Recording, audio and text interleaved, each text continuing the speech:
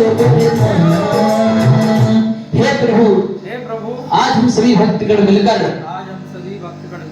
भक्तिपूर्वक आपका मुझ कल्याणक महोत्सव मना रहे हैं और प्रार्थना करते हैं हम भी एक दिन ऐसे मुझ कल्याण को प्राप्त करें और संसार के दुखों से दूर हो जाएं।